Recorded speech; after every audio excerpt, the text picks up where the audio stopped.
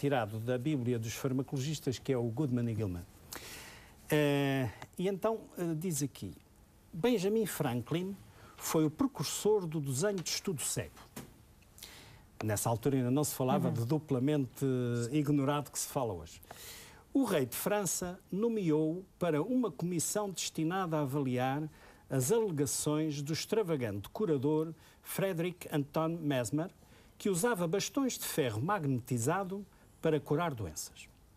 Franklin e a comissão realizaram um experimento no qual os pacientes tiveram os olhos vendados para que não soubessem se estavam ou não recebendo o tratamento pelo método de Mesmer ou por bastões de pau. E demonstraram que o efeito curativo era independente da exposição aos bastões magnetizados. Placebo, portanto?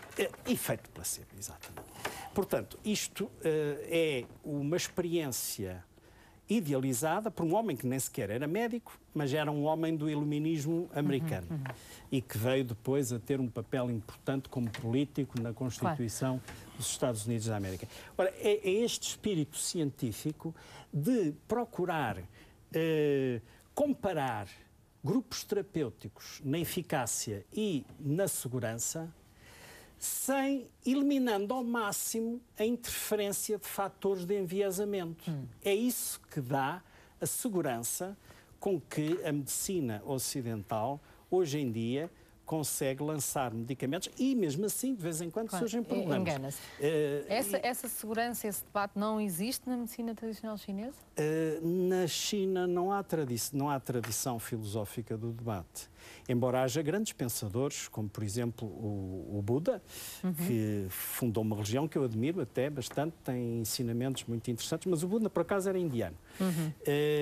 E o Confúcio, por exemplo, mas é mais uma sabedoria, não é bem uma tradição de debate filosófico, mas eu não sou... Nós aqui temos tradição de debate. Exatamente.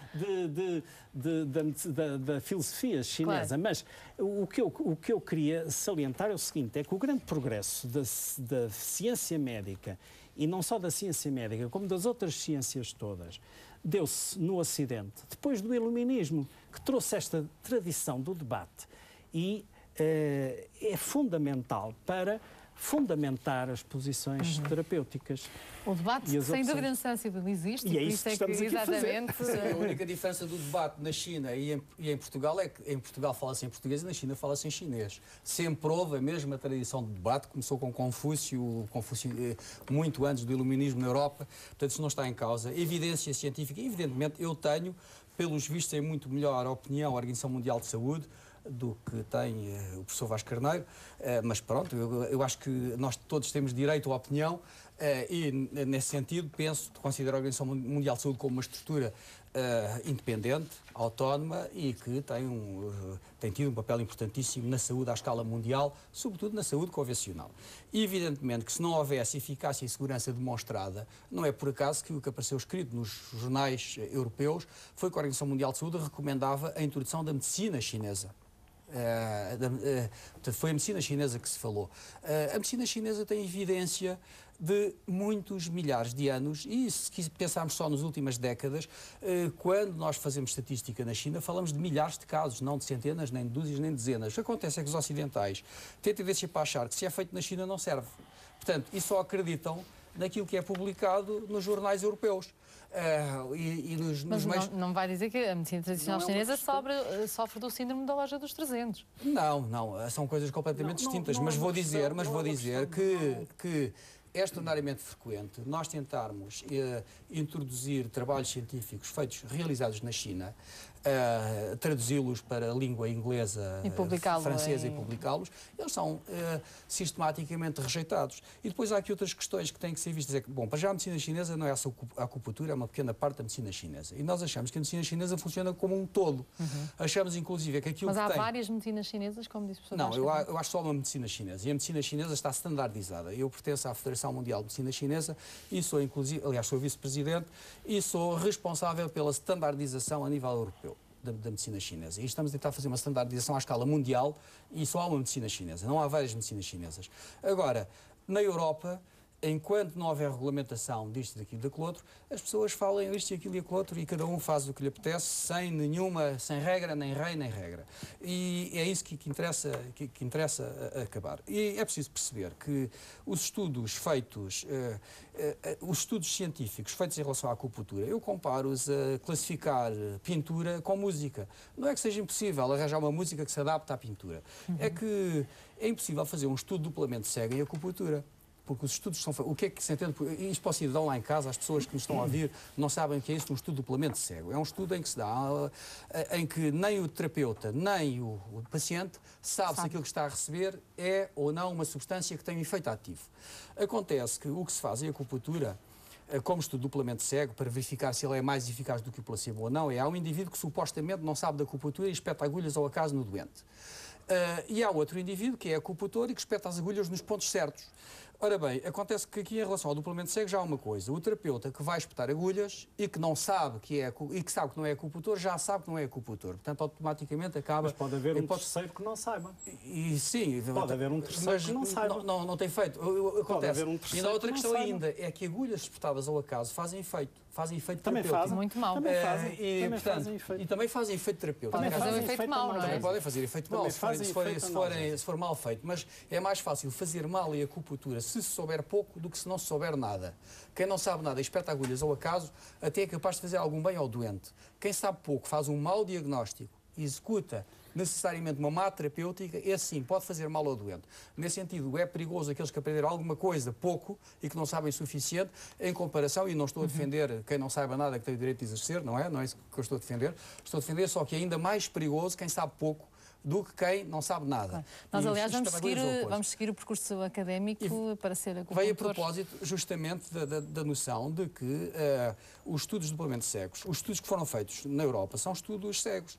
E depois, ainda por cima, ainda a acrescentar o facto de que colocar agulhas ao acaso, uma pessoa que tem dores num ombro, se nós lhe colocarmos agulhas ao acaso num ombro, ele vai melhorar da dor. Mesmo que não se faça pontos de acupuntura. Isso os chineses há muito tempo fizeram esse tipo de estudos e demonstraram-no. Apenas melhora muito mais se escolher os sítios certos. É difícil saber porquê. Há muita coisa que nós não sabemos porquê. Nós não sabemos porque é que existe gravidade, mas isso não impede a gravidade de existir, não impede a chuva de cair.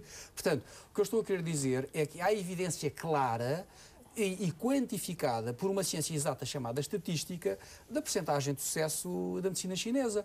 Por exemplo, recentemente houve uma equipa mista entre australianos, suecos e finlandeses que fizeram um estudo e que demonstraram que a introdução de uma pequena metodologia da acupuntura, que ainda por cima é, de certa forma, tornar uma acupuntura menos eficaz, que é fazer um protocolo igual para toda a gente, que é aquilo que a ciência requer, mas em termos de critérios de medicina chinesa viola os nossos conceitos da eficácia, portanto, reduz-lhe a eficácia.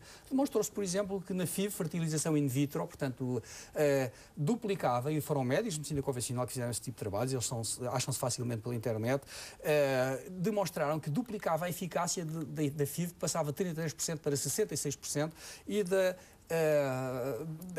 reprodução assistida em humanos com inseminação artificial. Portanto, estamos a falar já de trabalhos científicos feitos por ocidentais.